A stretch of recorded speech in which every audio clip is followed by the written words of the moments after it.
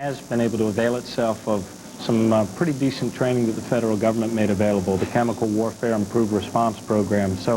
But you know what, as well prepared as we are for it, all of our cities need more protective equipment for our first responders so that we can handle not only one big accident, but two things that might be simultaneous that's of a chemical nature. But we've taken a lot of steps in just the last few weeks, and I think other cities have as well, to make sure we have a biosurveillance system in place, to make sure all of our hospitals have bioterrorism plans in place, and to make sure that we ramp up and so that we can fulfill our duties on this front of this war, which has two fronts, one in Afghanistan and one right here on the home front. Well, gentlemen, before September 11th, when you thought and when you planned for terrorism, were you thinking in terms of one massive event, or were you thinking in terms of what we're seeing now regarding this anthrax, which is a trickle of letters and places showing positive strains? Mayor Morial, you want to weigh in on that? The image I had in my mind was the Oklahoma City Mura Federal Building bombing. I mean, that's the image I had in my mind, that there'd be a car bomb or a truck bomb or of something, some sort of thing like that, and that we needed to prepare to prevent and prepare to respond.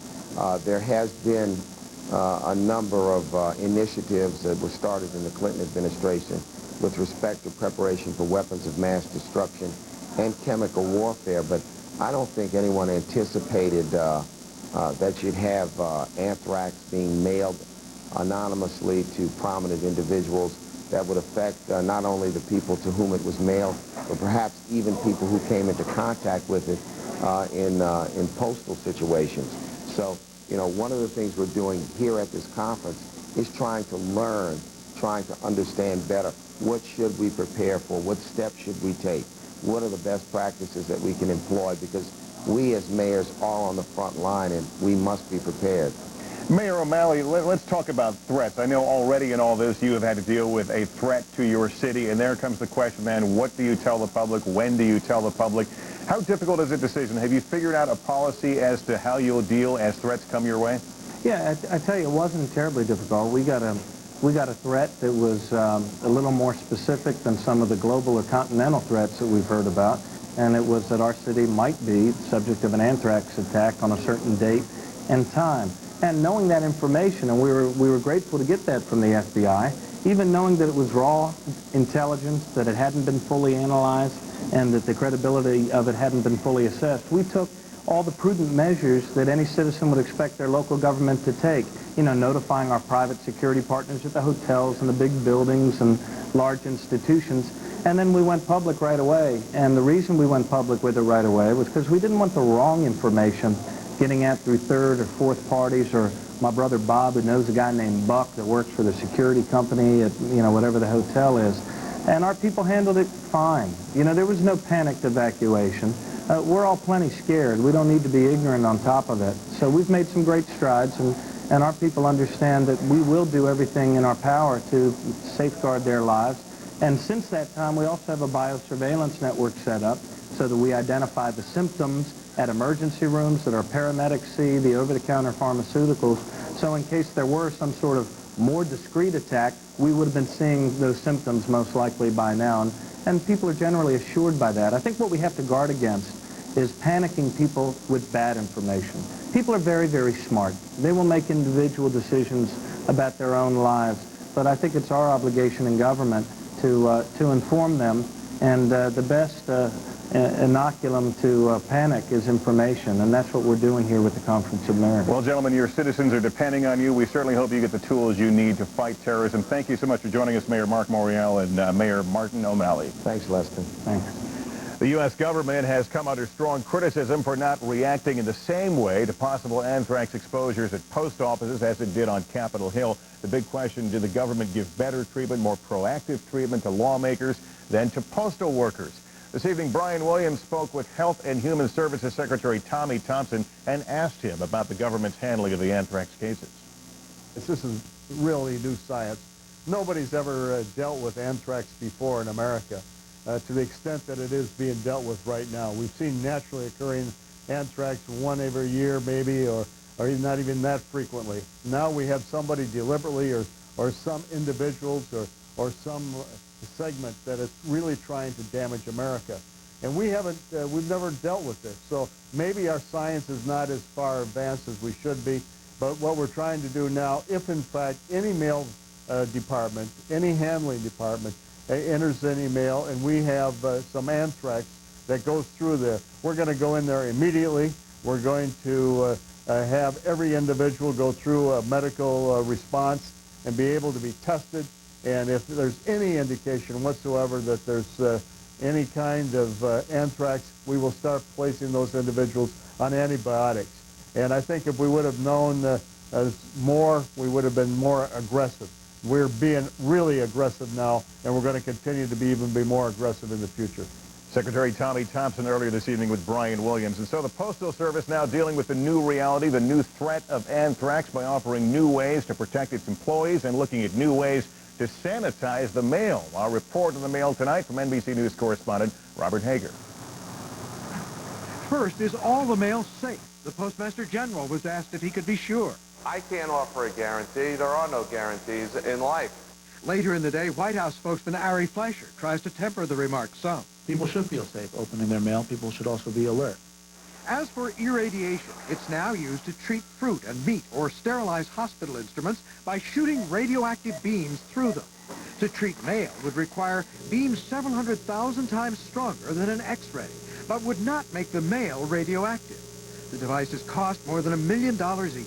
We are, even as we speak, taking tractor trailers of mail to be sanitized as a demonstration project. And the Postal Service says it's also looking for other devices that might detect anthrax quickly and warn of it in unopened mail. Meantime, deliveries continue to be disrupted in the trouble spots, Washington, Florida, and New Jersey. The White House and Congress have been without mail for more than a week. The local power company in Washington is falling several $1 million a day behind in receipts. We haven't had any mail since the weekend, and that's a problem for us because we receive about 30,000 payments a day. Repercussions as far away as Hollywood, where movie stars aren't opening fan mail. Publicist Tracy Schaefer handles actor Tom Cruise and others. We've always had to be cautious about the kinds of mail that our clients receive, and I've received some doozies from my clients. And tonight, more plans to protect postal workers.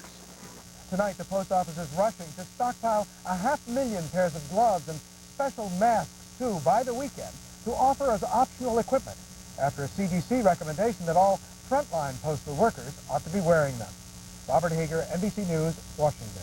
And a lot of businesses can't afford to leave the mail on the loading dock. A lot of money comes in via the U.S. Postal Service. Dr. Ted Prosiv joins us from Washington, D.C. He is the president and CEO of Versar Incorporated, a company that is helping other businesses deal with the anthrax mail threat. He was once a deputy assistant to the Secretary of Defense and an expert on chemical and biological issues. Doctor, thank you for joining us this evening. Thank you. Is this beginning to affect the bottom lines of any companies yet? Not that we've been determined. We work very closely with a lot of customers. Our customers are obviously very concerned about this situation. They're concerned first about their people, the health and safety, and secondly, their business continuity. To date, the customers we've dealt with have been able to continue their processes, continue their work without really being interrupted. But are they continuing with great confidence? What is your advice for a company that is obviously concerned about anthrax but yet has to get business done? A considerable portion of our business in the last 2 weeks has been sweeping individual companies' mailrooms and basically giving them the confidence that nothing has gone through their mailrooms. We have in one case found a potentially hot spot which was later proven not to be a hot spot. So to date we've really been helping them understand that yes, they are okay. And on top of that, we've been giving them advice and consultation on how to manage the mailroom. I mean, there's obvious things that you can look for in the mail.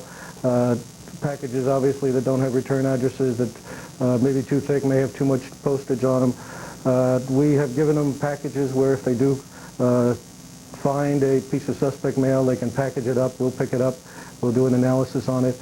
And we've given them other pieces of advice, more or less like, washing your hands is a good idea after you've handled the mail. A lot of the anthrax is not re-aerosolized very easily, but it can be carried on hands and transferred very easily to an individual. Dr. Prosiv, throughout all this, we have tried to offer some perspective. As you know, the number of companies targeted so far, very, very small. Should every company approach this as if they are a potential threat? honestly believe that we've, to use a term, we've crossed the Rubicon. I think the world is going to be different. I think companies have to think about how they're going to handle potential threats. The issue of personnel protection and business continuity is a very important issue to companies. A small attack with a chemical or biological can stop operations. We have one company that receives millions of pieces of mail every day with checks in it and financial statements in it. They can't even miss a few hours without being hurt. So I think companies do have to take a good hard look at how their operations work and what they can do to preserve those operations. Based on your observance of mailrooms and procedures, do you care to offer any thought as to how anthrax might have escaped a sealed letter as we saw at the postal facility in Washington? Well, if it was a sealed letter, it would have been very difficult until that letter was opened. There was some suspicion, at least I was told, that maybe some of these were not sealed or had at least openings on them. Anthrax, if you read the literature, they claim there's very little danger of secondary re-aerosolization. Most of that, I believe, would have been transferred during the operation. Any leakage that would happen would have been transferred from envelope to envelope, from carrier to carrier, from people handling it. And I believe there must have been some flaw in the envelope.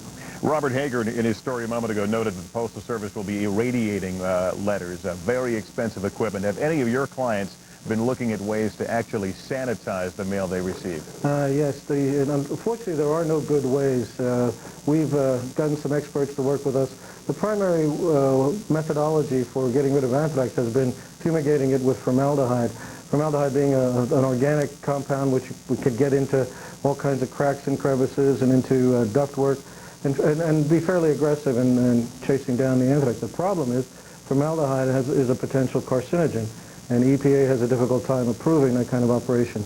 The second process that's very commonly used is 10% bleach, and as all of us know, 10% bleach is very damaging and will destroy virtually anything you try to decontaminate with. There are experiments going on with steam. There's experiments going on with microwave.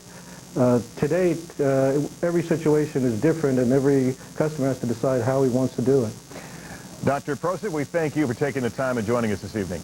Thanks very much for inviting me on your show. Okay. When we come back, news tonight from the military front and new questions about American relief efforts. Are those humanitarian food drops about to be used as weapons of war? And in the wake of terror, rethinking the best way to fight fire. The U.S. Fire Service is a heroic fire service. It is not a suicidal service.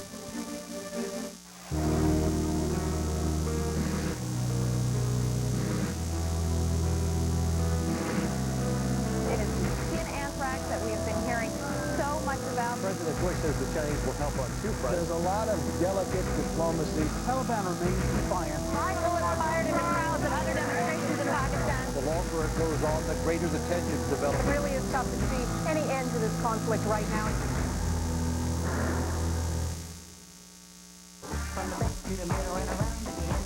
Get ready to move.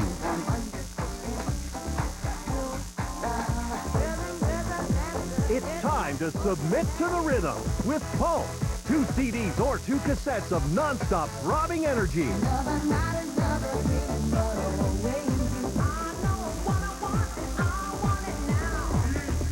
You can't get this 30-track collection in any store.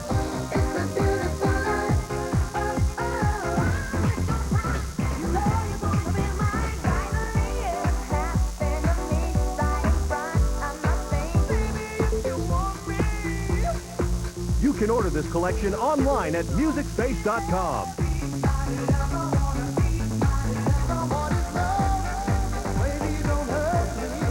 Feel the pulse and get it now. To order, call the number on your screen or log on to MusicSpace.com. New possibilities for energy and performance just became clear. Chevron Texaco. No ordinary toothbrush can clean like it. Spin Brush, new from Crest. The only one with a spinning head and stationary bristles. Gives you what others can't. A superior clean for under $6. Crest Spin Brush, a better spin on clean. Guaranteed. Reading to the kids at the library is the highlight of Fred's week. But some days, his COPD keeps him from being there. Chronic bronchitis or emphysema associated with COPD can keep you from doing simple things. But now taking Ceravent helps me take fuller breaths. Nothing can reverse COPD, but taking Ceravent twice a day can help improve your lung function around the clock. One call is all it takes to find out more about managing your COPD. Call 1-800-704-4696 right now to get 10 tips for taking fuller breaths and a $10 rebate. Ceravent should not replace fast-acting inhalers for sudden symptoms or be taken more than twice a day. Some people may experience increased blood pressure, heart rate, or changes in heart rhythm. Ceravent is a prescription medicine and may not be right for everyone. Tell your doctor if you have a heart condition or high blood pressure, or take NAOIs or tricyclic antidepressants. Ask your doctor if Ceravent is right for you. And start taking fuller breaths. Call now for your free tips and rebate offer.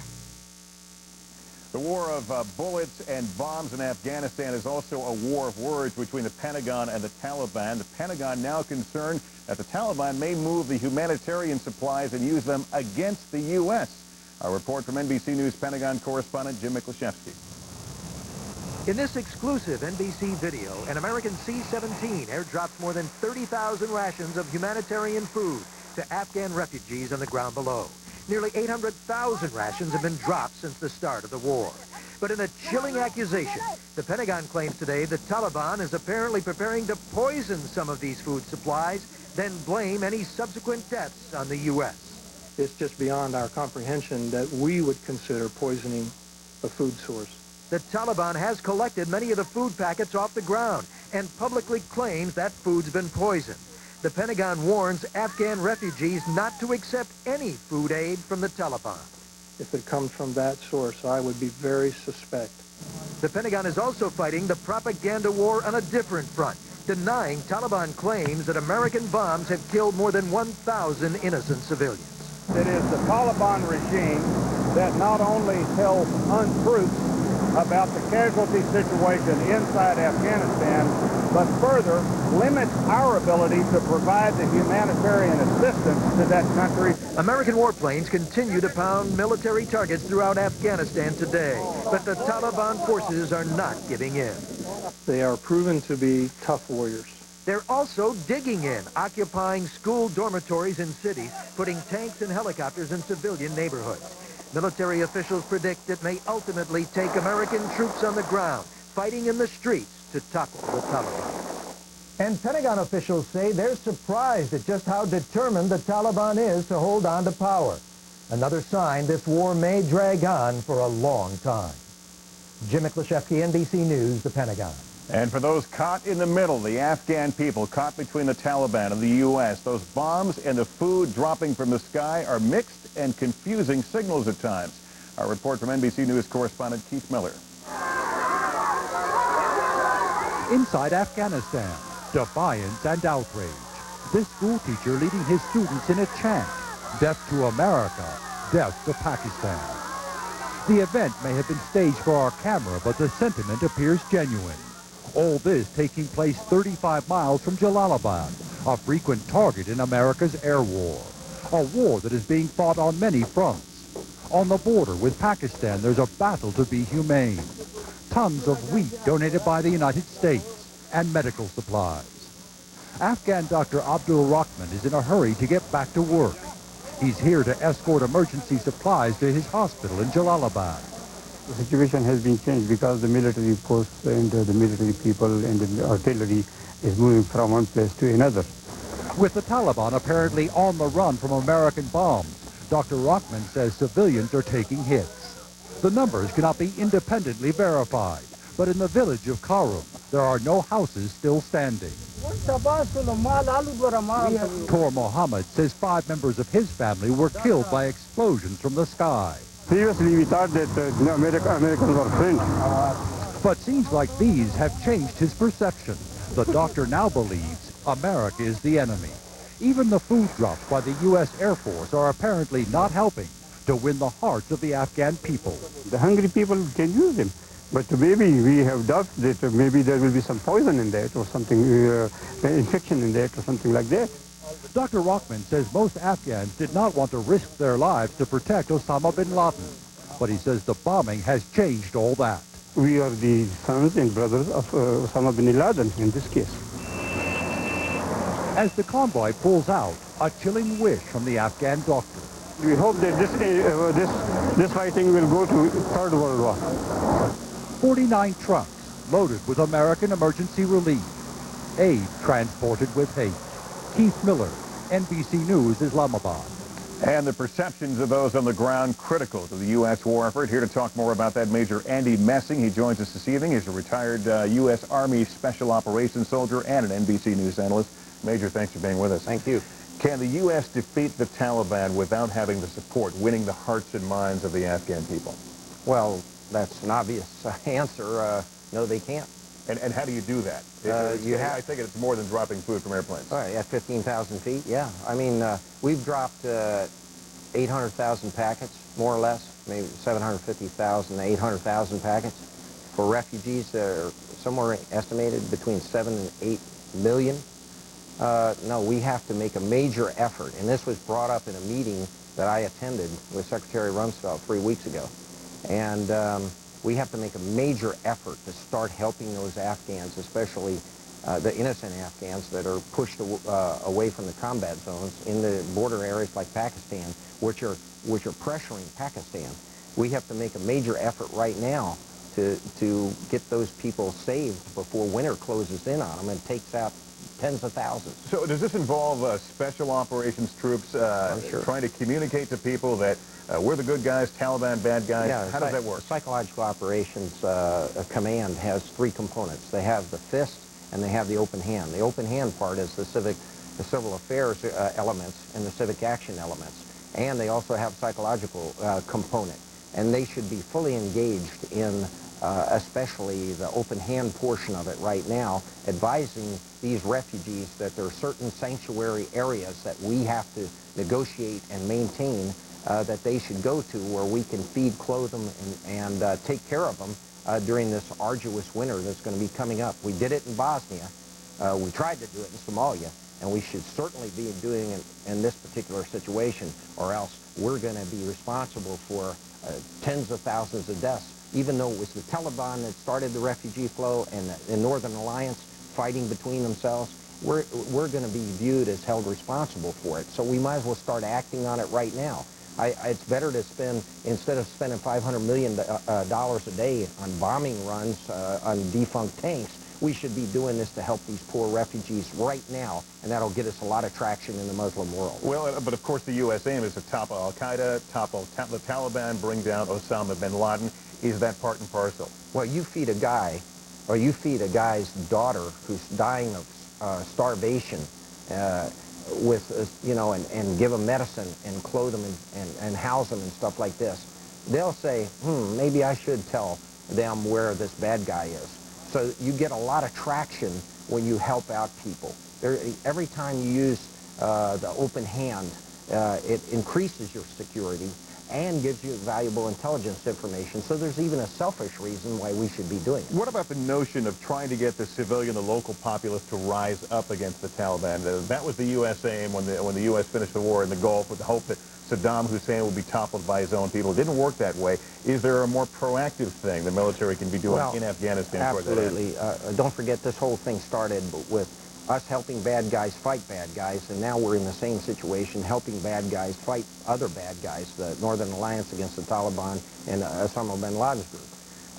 But there's a whole segment of that society that want nothing to do with the corruption of that society, the drug production portion of that society, that we could recruit, the type of people that would be democratically prone, that would be human rights prone.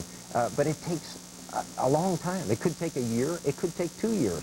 I mean, we have to think in more long-term, scenarios than just, acting like we're going to McDonald's or something and getting a hamburger. This is not going to be that. That's why the president was completely right, and the American people ought to get used to the idea this is going to be a long conflict. When we spoke yesterday, you were critical of the length and the intensity of the bombing, but by robbing the Taliban of their infrastructure, does that not go toward the end of robbing them of power? Well, you know, in the first couple of days, we were robbing them of the essential elements of their infrastructure. But after a while, I mean, how many empty buildings and defunct tanks and outhouses can you bomb? I mean, we're running out of viable targets. And the Secretary of Defense in that same meeting I mentioned, he talked about there'll be a point when we run out of viable targets. That was 3 weeks ago. And the you know, four-star generals that are running the show are trying to convince us that every playground we're bombing is a training center. Well, it just doesn't work that way. We're running out of targets. We ought to step back. We ought to reevaluate our strategy and start going with the scalpel instead of the sledgehammer and taking care of these poor people that are caught in the crossfire. Andy Messy Jr., thanks so much. Always My good to have pleasure. you here. You mentioned the war that was before. This is not the first time the U.S., of course, has operated in that part of the world. It fought a war by proxy against the Soviets, helping the Mujahideen in the 80s to fight the Russians. And now one of those operatives, those American operatives, is speaking out about that experience. Our report from NBC News Chief Foreign Affairs Correspondent Andrea Mitchell. Afghanistan, the mid-80s. The Soviet Union is crushing the resistance. The U.S. tapped a top CIA agent to arm the rebels with high-powered Stinger missiles, able to track and shoot down Soviet helicopters, a weapon that helped win the war. After 32 years running secret programs, that agent is now in from the cold. I'm a covert action person. I believe we should be out there influencing, pushing U.S. policy wherever we can, covertly and overtly. But after Jack Devine helped win the $3 billion war against the Soviets, America got out fast. The Cold War was over, and Afghanistan was too complicated. The sentiment was, look, it's over, let's move on. He won't say it, but other CIA officials will. Devine alone argued that the U.S. should stay, not leave a political vacuum ripe for radical Muslim leaders, like a rich young Saudi fighter named Osama bin Laden. If he'd stayed, could we have prevented bin Laden from finding refuge there? But the advantage of hindsight, and you could reconstruct the world, bin Laden would have gone somewhere else. So now, how do we get bin Laden? Devine says the only way, penetrate his cells with agents willing to pass his loyalty test. What kind of test? Well, you're going to participate in some sort of terrorist act. You could have somebody blowing something up, killing Americans who was indirectly, twice removed on the payroll of the CIA. Right. And that was inconceivable until September 11th. What about the anthrax attack? Devine believes the letters, the sophistication, all have bin Laden's signature, and that it may be a diversion. I think it's Al-Qaeda, but I believe that they're working on something more complicated and more dangerous, and that this is sort of just keeping us psychologically off balance. A foot race with terrorists who will strike again. New York has to remain a key target. The terrorists looked at what they accomplished by hitting the city. He does believe we will get bin Laden, but hopes this time the U.S. stays in Afghanistan to prevent a future disaster. Andrea Mitchell, NBC News, New York.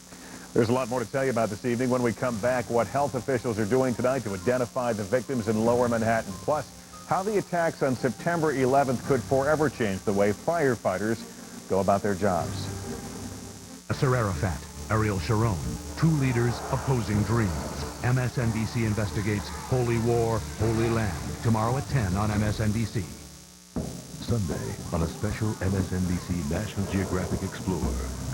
They say they fight for the sake of Allah.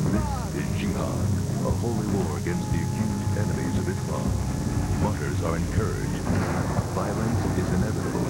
How do you battle an extremist who lives to kill and is prepared to die?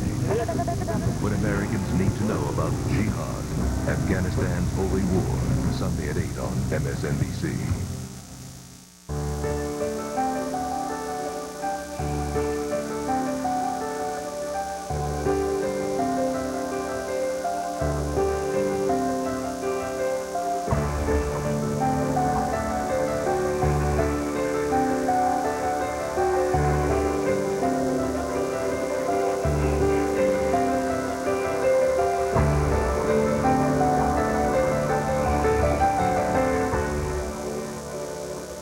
Anything in the mail?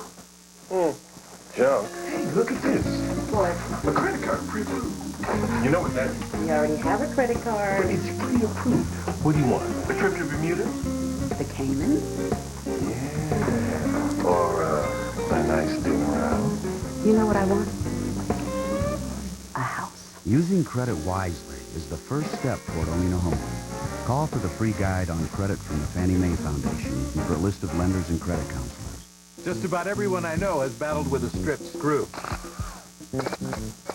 Introducing the new Craftsman screw-out damaged screw removers. Available only from Sears, it's the fast, easy way to remove damaged screws. Unlike ordinary screwdrivers or driver bits, the Craftsman screw-out damaged screw removers are able to dig in, get that needed resistance, and twist the screw out. It's made of heavy-duty steel, and it can work with either a drill or a hand driver. So call now. Get 3 different sized bits and case for only $19.99, or head over to Sears. With this tool, you can take on almost any screw. Phillips, slotted, Torx, hex, even works on rusted screws. Painted over screws, too. Craftsman makes anything possible. Craftsman screw-out damaged screw removers, the easy way out. Call now and order yours for only $19.99. To order your set of 3 Craftsman screw-out damaged screw removers, call 1-800-243-0770. Welcome back. We want to update you with the very latest as we round past the half hour. Late word from Washington tonight that investigators have discovered anthrax in a new location in the Hart-scented office building. This is 4 floors away from where that anthrax-laced letter was found in the Senate Majority Leader's office. The Hart building is going to remain closed, but 3 other Capitol Hill office buildings will reopen in the morning. Federal officials cut a deal with the corporation that makes the antibiotic Cipro, the most popular anti-anthrax drug. The Bayer Corporation agreeing to sell the U.S. government 100 million pills at 95 cents each. That's $82 million off the original asking price. And FBI Director Robert Mueller told the nation's mayors today that more terror attacks in the U.S. could come at any moment. He also said it's possible the nationwide FBI alert that went out earlier this month could have been about the anthrax attacks, even though the warning was issued in response to an unspecified threat. At Ground Zero in New York City today, they continue the search for bodies, and we're told now the first 8 victims lost in the World Trade Center now are being identified through DNA, or the 8 people, I should say, have become the first disaster victims to be identified through DNA. Of course, many of those in this rubble are the rescuers who are doing what rescuers do, running toward a disaster when everyone else is running away. But that may all change in the future because of what happened there on September 11th. Our report from NBC News national correspondent Jim Avila. Buried in the rubble of New York's World Trade Center, 343 firefighters missing or confirmed dead, along with the credo of the first responders: rush toward danger while others rush out. The U.S. Fire Service is a heroic fire service. It is not a suicidal service, though. But now a national rethinking underway. How to save the next generation of firefighters when terrorists use explosions and fire as weapons against America. There clearly will be a reassessment if we're going to have this kind of an occurrence. We're going to have, terrorist attack is not something that the fire service has had to deal with historically. The Illinois Fire Service Institute in Champaign, training 27,000 firefighters a year to safely rescue people in burning buildings, to find buried survivors in crushed homes. The World Trade Center was the first skyscraper in U.S. history to collapse. Instructors here can no longer see America's tall buildings as invincible. I'm not sure September 11th says we don't rush into buildings. What it says is that you have to assess the level of risk that you have when you do that. The most difficult thing to change may be the firefighters' attitude. They're trained to go into burning buildings no matter what the cost, no matter what the orders are. If there's someone in here to be rescued, chances are they'll go for them. Now instructors are reminding firefighters to assess the risk using what was learned in New York. Ask legitimate questions before entering burning skyscrapers. Can I, in fact, rescue people, or are the people there already in a condition where they can't be rescued? Another change, high-rise command posts. Today's standard operating procedure set them up on the first floor. Now that skyscrapers have proven vulnerable, chiefs are being advised to move away. And we're hoping that we'll be able to extract a lot of lessons out of this incident. And that's going to be the legacy of the firefighters that are killed in this incident. Lessons from the rubble, rewriting the firefighter high-rise credo from command post to rescue. Jim Avila, NBC News, Champaign, Illinois.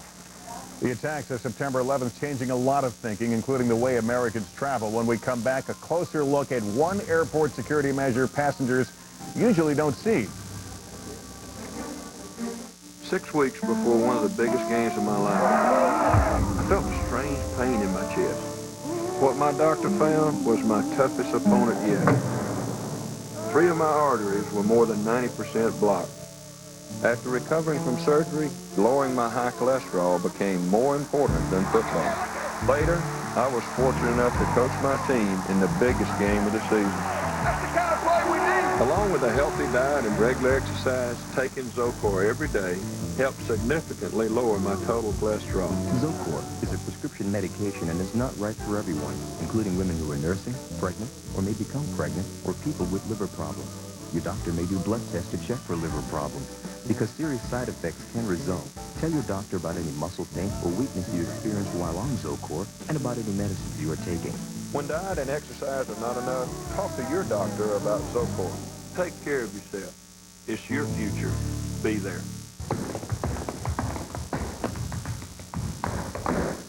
Underneath my graceful exterior lies the interior of a computer geek.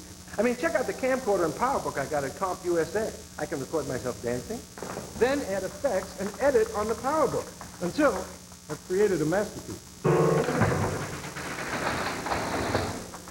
And then, you know, edit some more.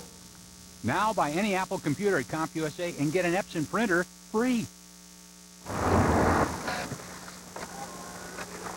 Your new CD has at least one song you absolutely love.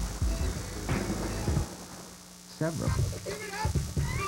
You could take or leave. And a couple you absolutely hate. It's a good thing Philips makes CD recorders. With its 3-disc changer and high-speed recording, you can make your own custom CDs quickly and easily. And compared with PC burners and other CD recorders, Philips BitSync technology assures incredibly accurate copies. Philips CD recorders for perfect copies. Call now for Philips special 50/50 offer. $50 off the price of a Philips CD recorder, plus $50 in free blank audio CDs. $100 value, available now for a limited time. Call for your free rebate coupons in the Philips retailer nearest you. For most air travelers, the increased security at airports has meant longer lines, perhaps a few more places where you have to pull out your ID and show it to someone. But for other travelers, a handful, if your number comes up, it may mean being pulled out of line, more detailed questions, more detailed searches. It's all part of a passenger profiling program. Here again is NBC News correspondent Robert Hager. It's a computer program that scans each passenger's name as they check in and picks out some for extra scrutiny. But previously, the traveler wasn't even aware. It only meant their checked luggage went through a scanner in a back room somewhere. And the reasons were obscure, such as buying a last-minute ticket or a one-way ticket or paying cash.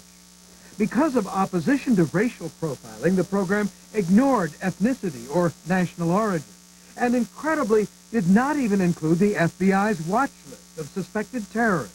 Some say that's because the FBI didn't want the list spread around. So among the 19 hijackers who took over planes September 11th, none were flagged by the old program that day because of any watch list. 2 names may have been flagged only because they paid cash for their tickets, but there would have been no consequence. They wouldn't have been stopped or even searched more thoroughly. Now, the system's changing. Finally, the FBI watch list has been added to the computer program. Among those recommending it, former New York Police Chief and U.S. Customs Director Raymond Kelly. Now the airlines are kind of in the loop, so to speak, getting information about people that law enforcement wants to either talk to or at least know that they're traveling. Under the expanded program, many more passengers will be singled out. And instead of just having their checked luggage screened, some may be questioned or their carry-on bags checked more thoroughly as well. And now, consideration will be given to nationality and ethnicity. I think it's a legitimate factor as well. I mean, you have to look at the place of origin where a passenger is coming from. That is a factor. Should it be the only factor? No. Should someone's ethnicity or race be the only factor? No. But it may be an element, and I think along with other areas has to be examined. All this is a work still in progress, but important. Robert Hager, NBC News, Washington. Along with tighter security, airlines are also trying to lure passengers back and boost the travel business by offering lower fares. American Airlines announced its deals yesterday. For example, a round-trip ticket from L.A. to New York, $318.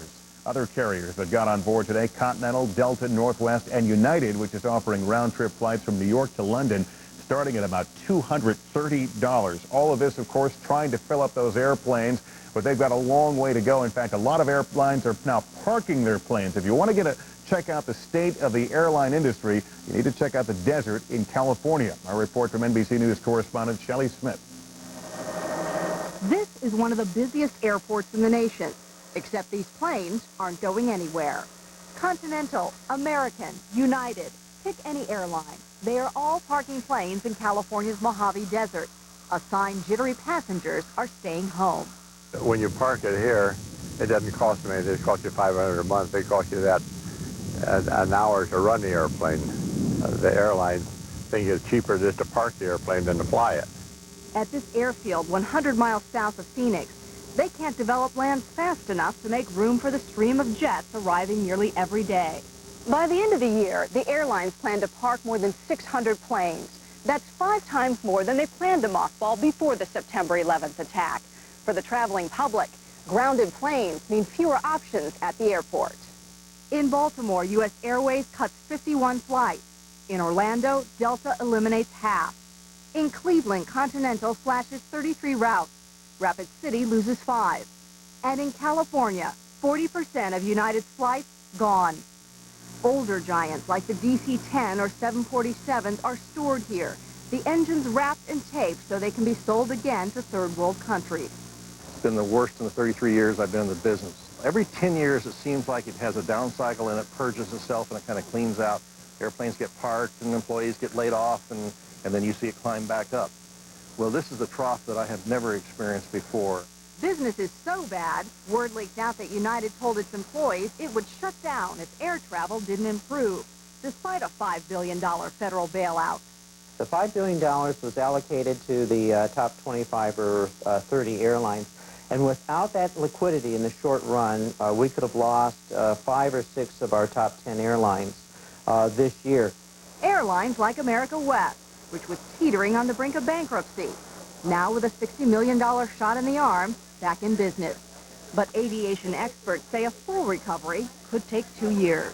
If there are no business travelers on the planes right now, it's just coach-paying travelers, airlines will lose their butt. Back at the Mojave graveyard, they are already turning planes into pop cans, knowing without more passengers, these birds may never return to the skies. Shelley Smith, NBC News, Phoenix. When we come back, news from Capitol Hill, where they found more traces of anthrax today. We'll be right back. An epic tale of adventure, forbidden romance. My wife is none of your affair. And one deadly treasure. Are you implying they were killed? For what? The diamonds they found? Billy Zane in Louis L'Amour's The Diamond of Giroux, a USA original movie. Premieres Tuesday, November 6th on USA. Your new CD has at least one song you absolutely love. Several. You could take or leave. And a couple you absolutely hate. It's a good thing Philips makes CD recorders. With its 3-disc changer and high-speed recording, you can make your own custom CDs quickly and easily. And compared with PC burners and other CD recorders, Philips BitSync technology assures incredibly accurate copies. Philips CD recorders for perfect copies. Call now for Philips Special 50/50 offer. $50 off the price of a Philips CD recorder, plus $50 in free blank audio CDs. $100 value, available now for a limited time. Call for your free rebate coupons in the Philips retailer nearest you. Sunday on a special MSNBC National Geographic Explorer. They say they fight for the sake of Allah. This is jihad, a holy war against the accused enemies of Islam. Martyrs are encouraged. Violence is inevitable. How do you battle an extremist? lives to kill and is prepared to die.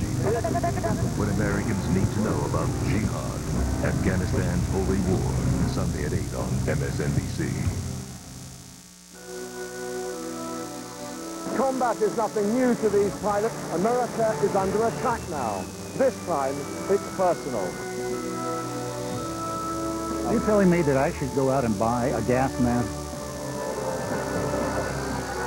Why do so many people in the Middle East hate Americans so much?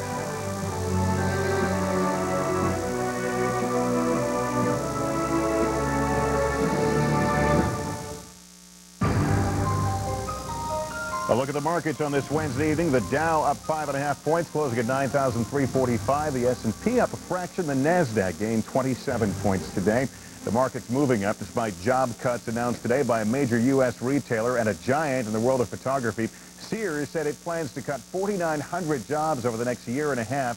And Eastman Kodak says it will slash by as many as 4,000 jobs, or about 5% of its workforce. The House of Representatives today passed an economic stimulus plan, but not without some shades of the way things used to be. Our report now from NBC News correspondent Lisa Myers. May we have order? After 6 weeks of unprecedented bipartisanship, a partisan food fight in the House. Shame on you. Shame on the other side of the aisle. Shame! The issue, this $160 billion Republican economic stimulus package that the Republican Secretary of the Treasury criticized as show business, but the president belatedly supports. It includes rebates of $300 to $600 for 35 million lower-income families who didn't get one this summer, and speeds up income tax reductions for 37 million other families, reducing the 28% rate to 25%, a savings of up to $800 a year. Tax rebates and tax savings will help put more money in working people's pockets. But Democrats are most outraged over big tax cuts for business, including a $20 billion refund of the corporate minimum tax paid all the way back to 1986, an average check of $1 million for 17,000 businesses. The biggest winners, IBM, a $1.4 billion check from the government, General Motors, $833 million, and GE, parent company of NBC, $671 million. This outrage arises from the near fanatical faith of our Republican friends in tax cuts as the end-all, be-all, and cure-all for every ill that faces the world. Republicans know how to rob from the poor to give big tax cuts for the rich. Democrats argue the money could be better spent on more benefits for the unemployed. Republicans just have a difficult time helping poor folks. Some Republicans had had enough. How dare those, in a sense of honest disagreement, compare us to those who would loot and malign and weaken this American nation. Shame on you! Republicans argue getting more money to corporations creates jobs and stimulates the economy. And of course blame Democrats for the breakdown in bipartisanship. When we come to the economic debate, the Democrats have resorted back to their standard fare, which is class warfare. This bill will be substantially rewritten in the Senate.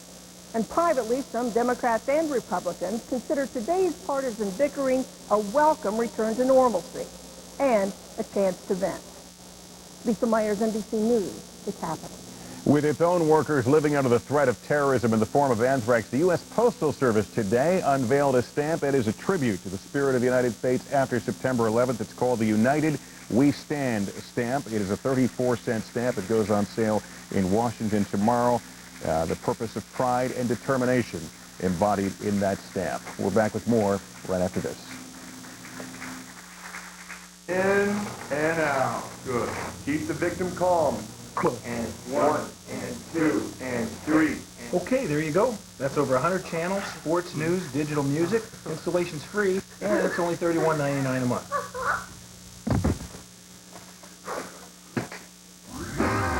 Just $31.99 a month gets you over 100 channels of DirecTV programming. Right now with free professional installation. So it was the digital music that... Yeah.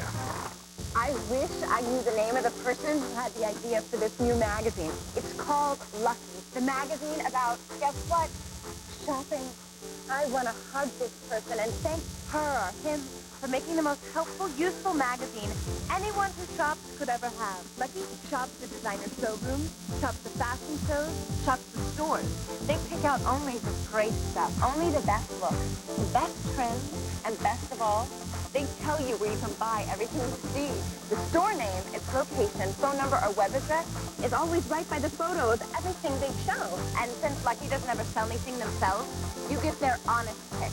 Then you pick just what you like and go get it. Call now for a free trial issue. If you like it, you'll get all 12 issues for just $1 an issue. Or simply write cancel on your bill and you'll never get Lucky again. And you'll get this cool Lucky tote bag absolutely free. So, call now for Lucky. 1-800-443-4100. This ordinary-looking bed is the key to a restful night's sleep. Even though it may look like an ordinary mattress, it's more comfortable than you can ever imagine. Introducing the Nautilus Sleep System. Nautilus uses variable support chambers designed to let you control the comfort on your side of the bed. Individual remote controls allow you to increase or decrease the firmness on your side of the bed, so you can have that feather-soft feel and your spouse can get the extra firm support he or she has always wanted. Features like a wool blend pillow top for winter, a silk blend pillow top for summer, and our unique comfort layer make Nautilus the choice for a great night's sleep. It's time you feel the instant comfort of Nautilus, with no money down and payments as low as $30 a month. Try Nautilus in your home. We guarantee the best sleep you've had in years. If you're not completely satisfied within 12 weeks, return it for a full refund of the purchase price. Call now for your free video and brochure and discover instant comfort with the Nautilus Sleep System. That concludes this hour of coverage. A reminder, the news with Brian Williams next here on MSNBC. Before we say goodnight, as we do every time this time in the evening, we like to refocus your attention to the World Trade Center site, Ground Zero, to remind you of where our world changed 6 weeks ago. The numbers now stand 4,339 people missing, 478 people. Bodies have been recovered. Thank you for watching, everybody. We'll catch you back here tomorrow night.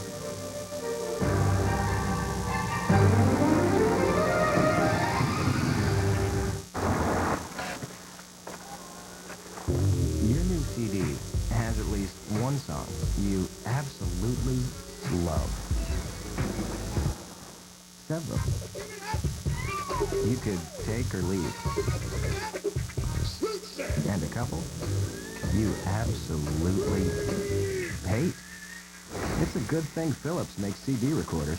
With its 3-disc changer and high-speed recording, you can make your own custom CDs quickly and easily. And compared with PC burners and other CD recorders, Philips BitSync technology assures incredibly accurate copies. Philips CD recorders for perfect copies. Call now for Philips Special 50/50 offer. $50 off the price of a Philips CD recorder, plus $50 in free blank audio CDs. $100 value, available now for a limited time. Call for your free rebate coupons in the Philips retailer nearest you. Tomorrow on MSNBC Investigates. To their people, their freedom fighters. To their enemies, terrorists. Yasser Arafat, Ariel Sharon. Two leaders, opposing dreams. See what shaped their lives and what brought them to the center of an ancient conflict that's changing our world. MSNBC Investigates Holy War, Holy Land. Tomorrow at 10, only on MSNBC. Tomorrow on Business Center, the richest contract in military history comes down to the wire. More than $200 billion at stake. Who will build the next generation of fighter jets?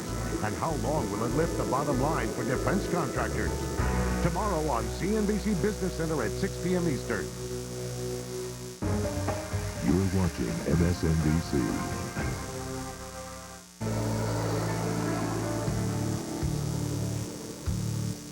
On the radar loop this evening, we have snow across northern Minnesota, showers and heavy thunderstorms from the Great Lakes all the way down to the Gulf Coast with a powerful cold front, and that'll be pushing off the eastern seaboard Thursday morning. Here is the AccuWeather forecast for Thursday. Weather-related problems are going to be in the northeastern quarter of the nation due to some very strong winds on the backside of that storm. There'll also be some snow showers in the upper Great Lakes.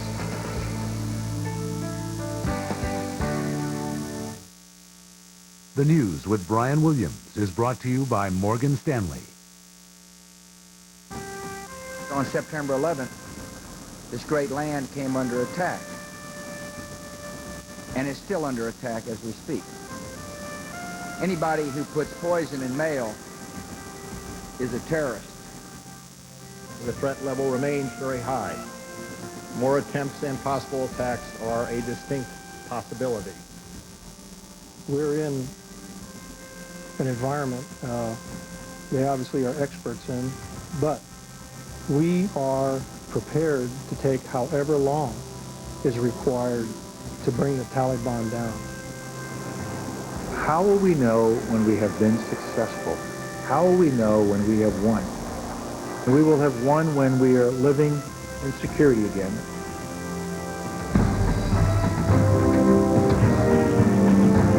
From NBC News, this is a special edition of the news with Brian Williams. America Strikes Back. Washington, D.C., still the focus of much of the attention tonight, still the place where the tough questions are being asked tonight. And fortunately, for the first time in many nights, we come on the air this evening with no huge or significant news about the spread of anthrax.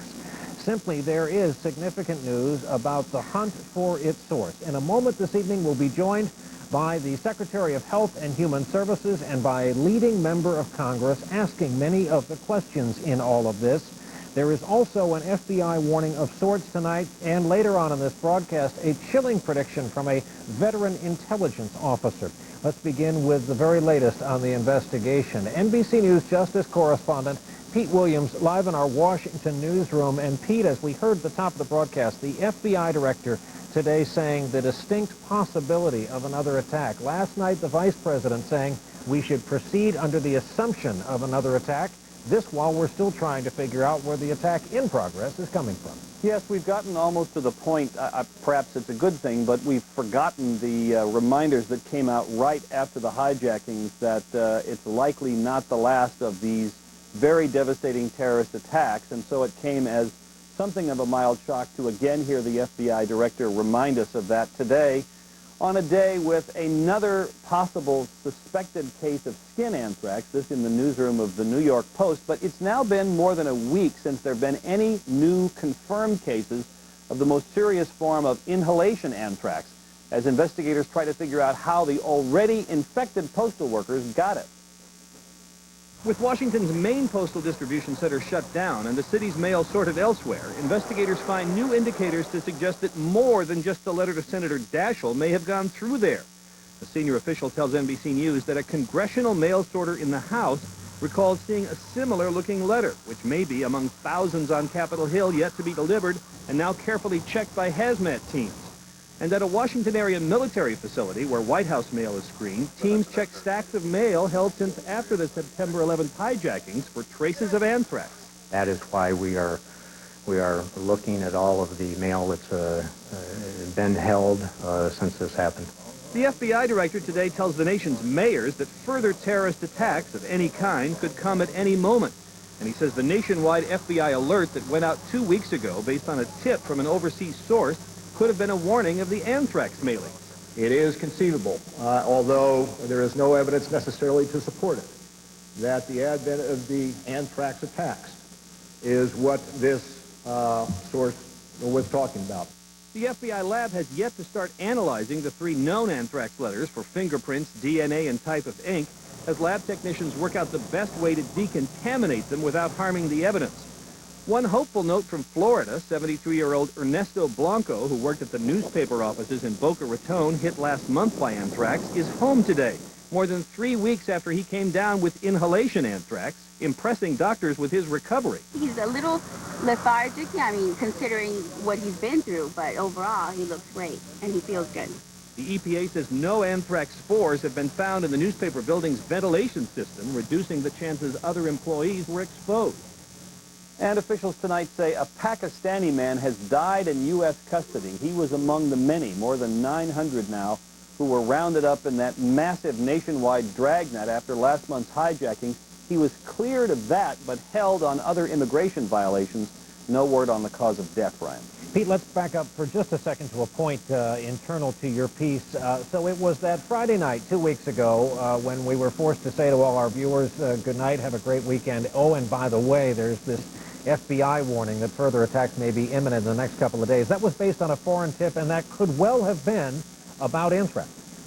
Well, you know, it was somewhat surprising to hear the FBI director tell the mayors that today. Many of them, in context, they were asking him, why do you give out these warnings when we never know quite what to do and we're already pretty maxed out? And he said, well, you know, if we don't tell you the warnings and then something would happen, then you'd really be upset. And he was, in a sense, sort of thinking out loud, saying it could have been that this credible overseas source was warning us about what turned out to be the anthrax attacks. No evidence to indicate that. There's still nothing that ties these anthrax mailings here in the U.S. to overseas terrorists, but nonetheless thinking out loud today. Our thanks, as always, Pete Williams in our Washington Bureau tonight. Thanks. Yes, sir. And we are joined tonight for more on this by a busy man of late, the former governor of the state of Wisconsin, the Secretary of Health and Human Services, Tommy Thompson. Mr. Secretary, thank you for being with us tonight. Well, Brian, it's always a pleasure to be on your program.